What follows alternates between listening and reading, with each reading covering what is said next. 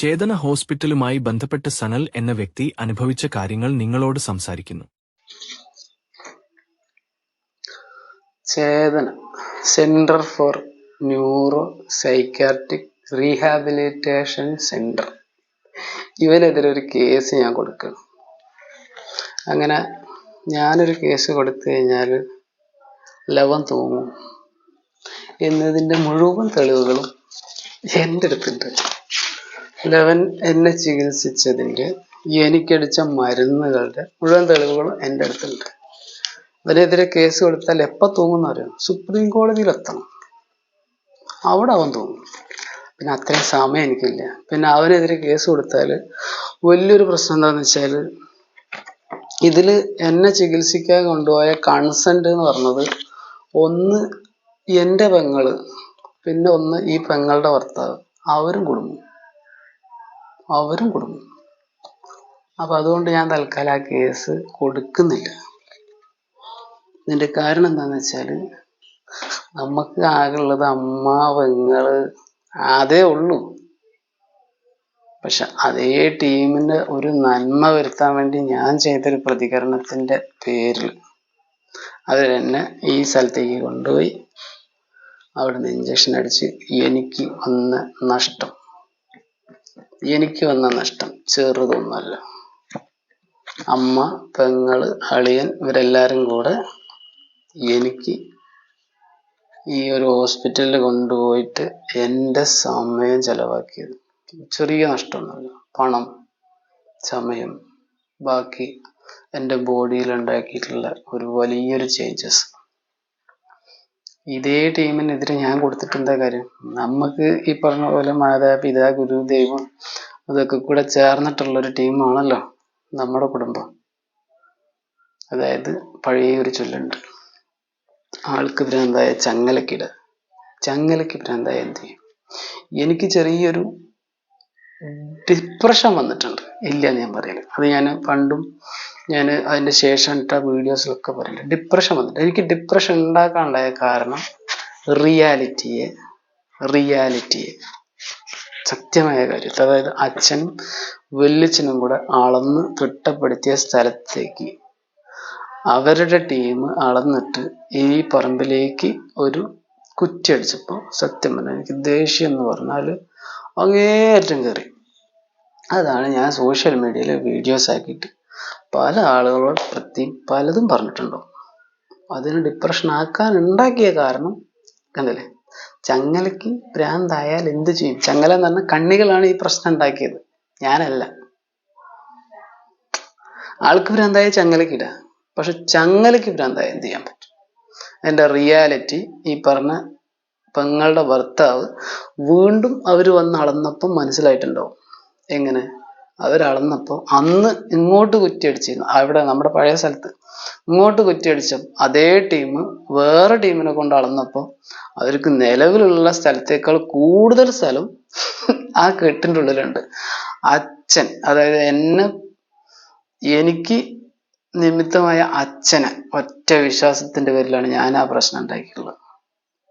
അതിൻ്റെ പേരിൽ എൻ്റെ അമ്മയും പെങ്ങളും അളിയനും ചേർന്ന് ഇയാളെടുത്ത് കൊണ്ടുപോയി. ഇയാൾക്ക് മനസ്സിലാക്കാൻ ഇച്ചിരി ബുദ്ധി ഉണ്ടെങ്കിൽ, അതായത് ഇയാള് Suresh Kumar MBBS MD DPM DNB PhD MRC psycho, ഇത്രയും കാര്യത്തിൽ അഗ്രഗണ്യനാണ്, ഭയങ്കര പഠിപ്പാണ്. പക്ഷെ ഇത്തിരി ബുദ്ധി ഉണ്ടെങ്കിൽ, അതായത് മൂപ്പരുടെ അവിടെ തന്നെ ഇതൊക്കെ ഉണ്ട്, ലാബുണ്ട്. ലാബിൽ ചെക്ക് ചെയ്തപ്പോൾ കണ്ടിട്ടുള്ള റിസൾട്ടാണ് ഇത് മൂന്ന് പേപ്പർ. ഈ 3 പേപ്പറിലും എൻ്റെ ബോഡിയിൽ ഒരു കെമിക്കൽസിൽ പോലും ഒരു ചെറിയൊരു ചേഞ്ച് പോലും ഇല്ല. ഞാനതാ പറഞ്ഞു. ഇതും വെച്ചിട്ട് പിന്നെ അത് കൂടാതെ എന്നായിട്ട് അയാൾ സംസാരിച്ചതിൻ്റെ ഡീറ്റെയിൽസ്, അതായത് എൻ്റെ കൺസെന്റ് ഇല്ലാതെയാണ് എനിക്ക് മരുന്നടിച്ചിട്ടുള്ളത്, അതിൻ്റെ ഡീറ്റെയിൽസും ഇയാൾ ഇതിൽ എഴുതിയിട്ടുണ്ട്. ഇയാൾക്കെതിരെ ഞാൻ കേസിന് പോയ കേരളത്തിൽ ഞാൻ ചിലപ്പോൾ, അതായത് ഹൈക്കോടതിയിൽ വരെ എനിക്ക് ഞാൻ തോറ്റെന്ന് വരും. സുപ്രീം കോടതി പോയാൽ അയാൾക്ക് പണിയാവും. അയാളെ മാത്രം കൊണ്ടായ പോരാ, പെങ്ങളെ കൊണ്ടുപോകണം, അമ്മയെ കൊണ്ടുപോകണം, അളിയനെ കൊണ്ടുപോകണം, ഇത്തിരി ആൾക്കാരെ കൊണ്ടുപോകണം. ഇത്തിരി ആൾക്കാരെ കൊണ്ടുപോയിട്ട് ഞാൻ കേസുമായിട്ട് മുന്നോട്ട് പോയാൽ ഉറപ്പായിട്ടും ഇയാള് എനിക്ക് വേണ്ട നഷ്ടപരിഹാരം തരേണ്ടി വരും. കാരണം എൻ്റെ കൺസെന്റ് ഇല്ലാതെ എൻ്റെ പെങ്ങളും അളിയനും കൺസെന്റ് കൊടുത്തത്, പക്ഷെ എൻ്റെ കൺസെന്റ് ഇല്ലാതെ എന്നെ ഓരോ ഇഞ്ചക്ഷൻ അടിച്ച് ഉറക്കി ഒരുതരം വേറൊരു മാനസികാവസ്ഥയിലേക്ക് എത്തിച്ചതിന് എതിരെ ഞാൻ ഈ ഡോക്ടർ സുരേഷ് കുമാർ അദ്ദേഹവുമായി ബന്ധപ്പെട്ട മാനേജ്മെന്റിനെതിരെ കൊടുത്താൽ അയാൾ തൂങ്ങും. പക്ഷെ സുപ്രീം കോടതിയിലേ പറ്റുള്ളൂ. എനിക്കതുവരെ പോകാനുള്ള സമയമില്ല. പിന്നെ ഈ പറഞ്ഞ പോലെ എൻ്റെ അമ്മ, പെങ്ങള്, അളിയൻ അവര് എന്നോട് എന്തെങ്കിലും ചെറ്റത്തരം ചെയ്തിട്ടുണ്ടെങ്കിൽ ഞാൻ ക്ഷമിച്ചിരിക്കുന്നു. അവർക്കൊക്കെ വേറെ പലർക്കും അസുഖങ്ങൾ വന്നിട്ട് അതിൽ നിന്ന് ഒരുപാട് രക്ഷ നേടിയിട്ടുണ്ട് എന്നുള്ള ഒരു കാര്യം വെച്ചിട്ടാണ് അവരെന്നെ കൊണ്ടുപോയത്. എന്നെ കൊണ്ടുപോകാൻ അവർക്ക് എന്തെല്ലോ പ്രയത്നിക്കേണ്ടി വന്നു. കുടുംബത്തിലൊന്നാകെ ആൾക്കാരെ വിളിക്കേണ്ടി വന്നു, പോലീസിനെ വിളിക്കേണ്ടി വന്നു. പോലീസുകാരായിട്ട് നല്ല വ്യക്തമായിട്ട് സംസാരിച്ചിട്ട് നോർമൽ സ്റ്റേജിലാണ് ഞാൻ പോയത്. ഞാൻ പറഞ്ഞല്ലേ, ചങ്ങലയ്ക്ക് ഭ്രാന്തായാൽ ഒന്നും ചെയ്യാൻ പറ്റില്ല. ശരിക്കും പറഞ്ഞു കഴിഞ്ഞാൽ അന്ന് എനിക്ക് സ്ട്രെസ് വന്നിട്ടുണ്ട്, ഇല്ലാന്ന് ഞാൻ പറയും. പക്ഷെ ആ ഭ്രാന്ത് ശരിക്കും പറഞ്ഞു കഴിഞ്ഞാൽ എനിക്കില്ലായിരുന്നു. ആ ചങ്ങല എന്ന് പറഞ്ഞാൽ മുഴുവൻ ടീമാണ്. ഇയാൾക്ക് ബുദ്ധി ഉണ്ടാക്കി കൊടുക്കാൻ എനിക്ക് കഴിയില്ല. പക്ഷെ ഇയാള് ഈ ഇത്രയും റിസൾട്ട് മാത്രം വെച്ചിട്ട് ഇയാളുടെ മാനേജ്മെന്റിനെതിരെ ഞാൻ സുപ്രീം കോടതി വരെ പോണം. കുറച്ച് മെനക്കെടുപ്പ്. ഓൾറെഡി ഒരു കേസ് ഉണ്ട്. ആ കേസ് കഴിയാതെ എനിക്ക് ഇതിനെതിരെ പ്രതികരിക്കാൻ പറ്റൂല. അപ്പൊ അതുകൊണ്ട് തൽക്കാലം സുരേഷ് കുമാർ ഡോക്ടറെ, ഞാൻ കണ്ടതാണല്ലോ നിങ്ങളെ വെറുതെ വിടുന്നു. നിങ്ങളവിടെ ചെയ്ത് കൂട്ടിയ ചെറ്റത്തരങ്ങള് എല്ലാം എനിക്ക് പറയാനൊന്നും പറ്റില്ല. ഞാൻ അവിടെ ഒതുങ്ങി നിന്നാണ്. ഞാനൊരു മനുഷ്യനോട് സോഷ്യൽ മീഡിയയിൽ അത്യാവശ്യ കാലങ്ങളായിട്ട് 10 ദിവസമായിട്ടല്ല ഞാൻ പ്രതികരിക്കുന്നത്. അദ്ദേഹം എഴുതിയുള്ള 10 ദിവസം എൻ്റെ സോഷ്യൽ മീഡിയ അക്കൗണ്ട് ഒന്ന് ചെക്ക് ചെയ്ത് നോക്കും. 2015 മുതൽ എനിക്ക് യൂട്യൂബ് ഉണ്ട്, അതിനെ മുന്നേ ഫേസ്ബുക്ക് ഉണ്ട്, വാട്സപ്പ് ഉണ്ട്, ഏതൊക്കെ ഉണ്ടോ അതിലൂടെയൊക്കെ ഞാൻ പ്രതികരിച്ചിട്ടുണ്ട്. കാരണം എനിക്ക് സാമൂഹികവുമായി ബന്ധപ്പെടാൻ എനിക്കത് മതി. എനിക്ക് മരിക്കുന്നതിന് മുമ്പ് ഞാൻ ചെയ്യേണ്ടത് സോഷ്യൽ മീഡിയ കൂടെ തന്നെ ചെയ്യും. അതിപ്പോ ആ പെങ്ങളും മറ്റുള്ളവരൊക്കെ കൂടെ ചേർന്നിട്ട് ഇനി പട്ടാളത്തിന് വിളിച്ചു കൊണ്ടിട്ട് വീണ്ടും ഇഞ്ചക്ഷൻ അടിച്ചാലും ശരി, എനിക്ക് പ്രതികരിക്കാനുള്ളത് അത് ഞാൻ പ്രതികരിക്കുക തന്നെ ചെയ്യും. പിന്നെ കുറെയൊക്കെ ഞാനങ്ങ് ക്ഷമിച്ചു. ഇനി എൻ്റെ തലയ്ക്ക് വരാതിരിക്കാൻ വേണ്ടിയിട്ടാണ് ഞാൻ ഇപ്പൊ നിങ്ങളുടെ കൂടെ അഡ്ജസ്റ്റ് ചെയ്യുന്നത്. അതാരുടെയൊക്കെ അമ്മ, പെങ്ങൾ, ഈ പറഞ്ഞ സമൂഹം, ഇവരൊക്കെ കൂടെ അഡ്ജസ്റ്റ് ചെയ്യുന്നു. പറയാനാണെങ്കിൽ ഒരുപാടുണ്ട്. സത്യസന്ധമായി തുറന്നു പറയുകയാണെങ്കിൽ നമുക്ക് പ്രതികരിക്കാൻ ഒരുപാടുണ്ട്. അത് ഓരോരുത്തരും ഓരോ ഭാഗമായിട്ട് പ്രതികരിച്ചോട്ടെ. ഇപ്പൊ ഒരു 4 പോലീസുകാർ ഒരാളെ ഒരു നമ്പൂതിരിനെ അടിച്ച് പിടിച്ച് പരിപ്പാക്കിയതിന്റെ പേരിലോ അങ്ങനെ എന്തോ ഒരു സംഭവമായിട്ടുള്ള കേസ് നടക്കുന്നുണ്ട്. പോലീസിലത്തെ ചെറ്റത്തരങ്ങള് ഇതൊക്കെ റിയാലിറ്റി ആയിട്ട് പുറത്തു കൊണ്ടുവന്നു. അതിനെതിരെ പ്രതികരിക്കാൻ ഒരു ടീമുണ്ട്. ഞാൻ പ്രതികരിച്ചത് എവിടെയാ? എൻ്റെ കുടുംബത്തിൽ നടന്ന ചെറ്റത്തരം.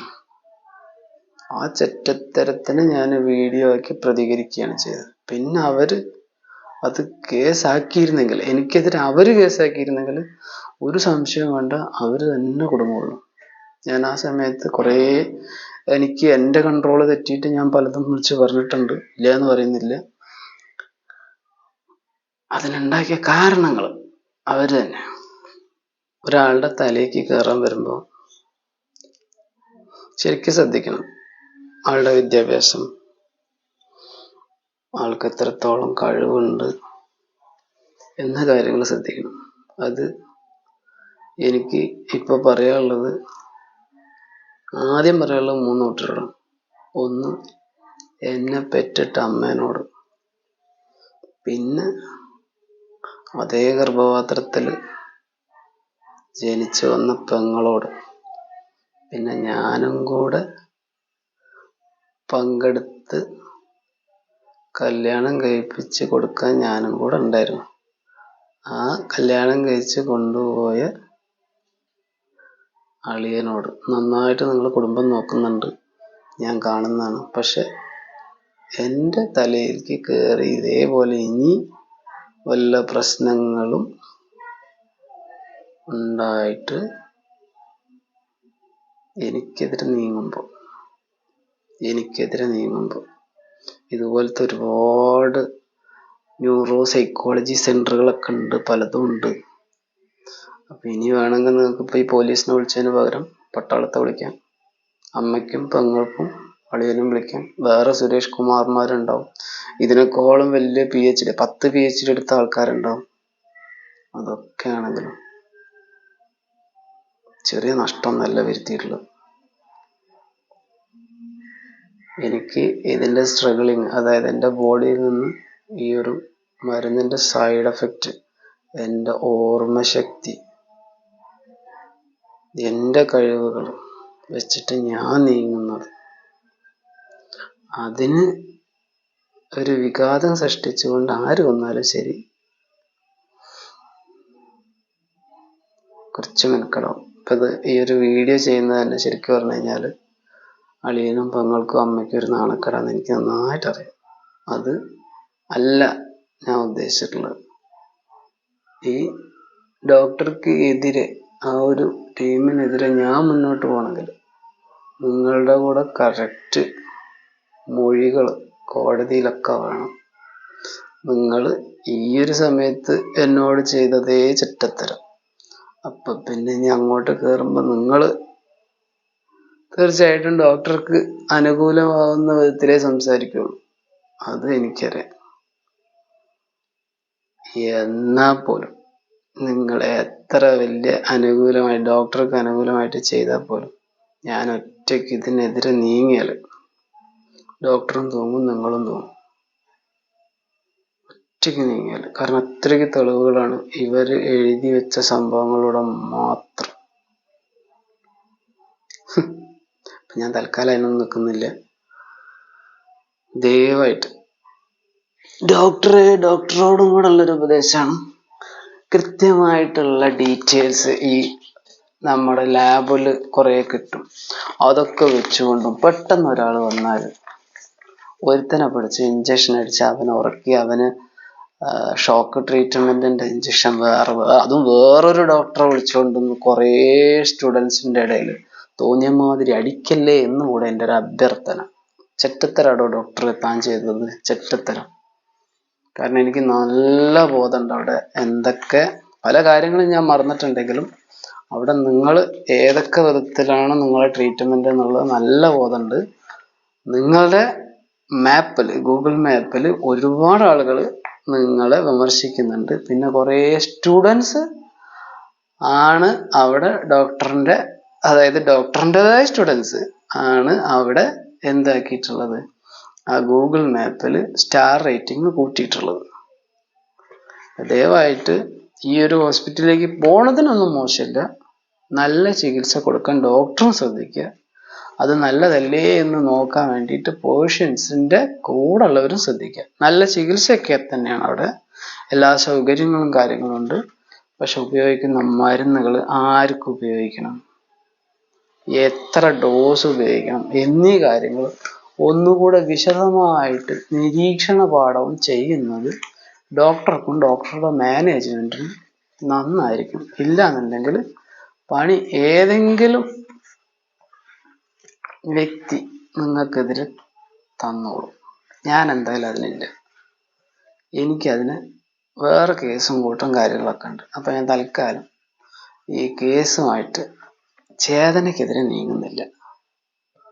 ഓക്കെ, അത് എൻ്റെ ഫാമിലിയിലെ വലിയൊരു പ്രോബ്ലം സൃഷ്ടിക്കും എന്നുള്ളത് നന്നായിട്ട് അറിയാവുന്നതുകൊണ്ടാണ് ഞാൻ ആ പരിപാടിക്ക് നിൽക്കാത്തത്. സത്യമാണത്. അപ്പം നിങ്ങളായിട്ട് ഞാൻ സംസാരിച്ച് ഞാൻ കേസ് കൊടുക്കാൻ പോവാന്ന് പറഞ്ഞപ്പോൾ അവൾ പറഞ്ഞു ഈ കേസ് കൊടുത്തോ, ഞങ്ങൾ എന്നെ കുടുങ്ങുന്നു. സത്യമാണ്, അവരും കുടുങ്ങും, അവരും നടക്കേണ്ടി വരും. അപ്പം അതുകൊണ്ട് ആ പരിപാടിക്ക് ഞാനില്ല. ഇനിയും സോഷ്യൽ മീഡിയയിലായിരിക്കും ഞാൻ കൂടുതലും പ്രത്യക്ഷപ്പെടുക. കല്യാണത്തിന് കൂടുക, നാട്ടുകാരുടെ കൂടെ അടിച്ചു പൊളിക്കുക, ഇതൊക്കെ ഒരുപാട് ചെയ്തതാണ്. സോഷ്യൽ മീഡിയയിൽ അവിടെ ഉണ്ടാവുള്ളൂ. ഞാൻ മരിച്ചു കഴിഞ്ഞാലും യൂട്യൂബ്, ഫേസ്ബുക്ക് അതൊക്കെ ഉണ്ടെങ്കിലും വീഡിയോ അവിടെ ഉണ്ടാവും. മരണത്തിന് ശേഷം ആർക്കെങ്കിലും വാച്ച് ചെയ്യണമെന്നുണ്ടെങ്കിൽ വാച്ച് ചെയ്യും. ഇന്ന് ഇതിന് വ്യൂവേഴ്സും കുറവാണ്. അതൊന്നും എനിക്ക് വിഷയമില്ല. മരിച്ചു കഴിഞ്ഞിട്ടും എന്നോട് എൻ്റെ വാക്കുകൾ, എൻ്റെ സത്യമായ ഗാന്ധിജിയുടെ സത്യാന്വേഷണ പരീക്ഷണങ്ങൾ എന്ന് പറഞ്ഞിട്ട് എഴുതി ചേർത്തല്ല, പറയുന്നതാണ്, റിയലി പറയുന്നതാണ്. അതായത് ഈ ഒരു വീഡിയോ ഇപ്പൊ ഞാൻ ചെയ്യാനുള്ള മെയിൻ കാരണം എന്താണെന്ന് വെച്ചാൽ, നമ്മുടെ കൂടെ പഠിച്ച ഒരു സുഹൃത്തുണ്ട്. ആ സുഹൃത്തിന് ഇന്നലെ എനിക്ക് കുറേ കാലങ്ങളായിട്ട് മെസ്സേജ് ഒന്നുമില്ല. അവൻ എനിക്ക് ഇന്നലെ ഒരു മെസ്സേജ് അയച്ചു, എന്തായടാ എൻ്റെ ഭ്രാന്ത് എന്ന്. അപ്പോൾ ഇത് ഒന്ന് അവന് അയച്ചു കൊടുക്കണം. എന്നിട്ട് അവന് ഇച്ചിരി എന്തെങ്കിലും മനസ്സിലാക്കുകയാണെങ്കിൽ മനസ്സിലാക്കട്ടെ.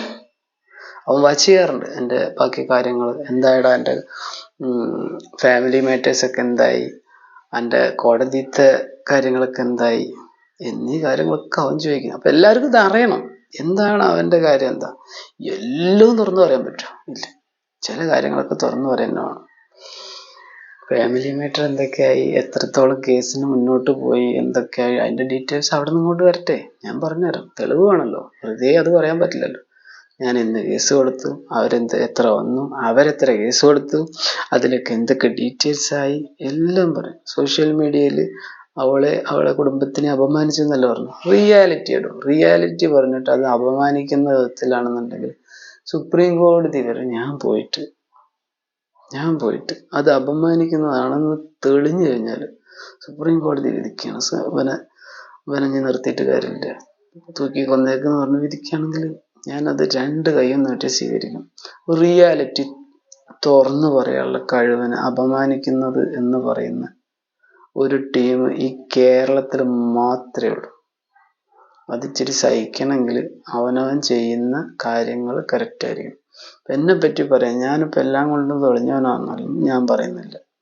എനിക്ക് പ്രഷർ കൂടിയിട്ടുണ്ട്. ഞാൻ അവിടെ ശരിക്കും പറഞ്ഞു കഴിഞ്ഞാൽ മോശമായ രീതിയിൽ ഞാൻ സോഷ്യൽ മീഡിയയിൽ വീഡിയോ ഇട്ടിട്ടുമുണ്ട്, ഇല്ലാന്ന് ഞാൻ പറയുന്നില്ല.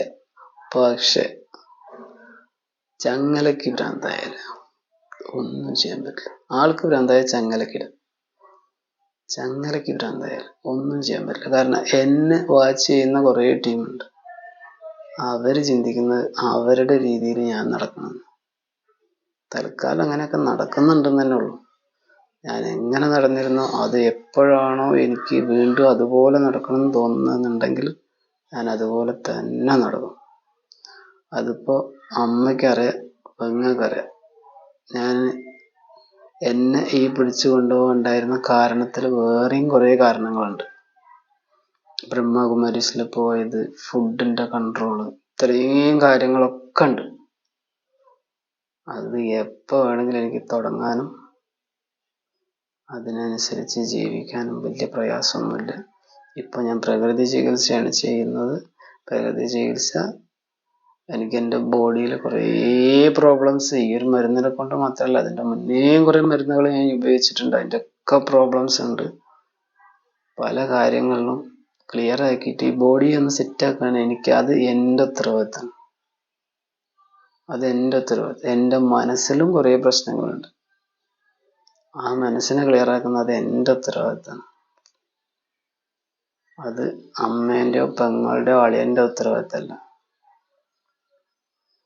ഈ ഡോക്ടറുടെ ഉത്തരവാദിത്തമല്ല. അവനവനെ ക്ലിയർ ആക്കേണ്ടത് അവനവൻ്റെ ഉത്തരവാദിത്തമാണ്. എനിക്കറിയാം ഞാൻ എങ്ങനെ ക്ലിയർ ആവണമെന്ന്. ഒരു പോലീസിനും പട്ടാളത്തിനും വന്നിട്ട് ജഡ്ജിക്കോ ആർക്കും വന്നിട്ടോ എന്നെ ക്ലിയർ ആക്കാൻ പറ്റില്ല. എനിക്ക് പോയിട്ട് ഈ ജഡ്ജിയെ, പോലീസിനെ, പട്ടാളത്തിനെ ഒന്നും ക്ലിയർ ആക്കാൻ പറ്റില്ല.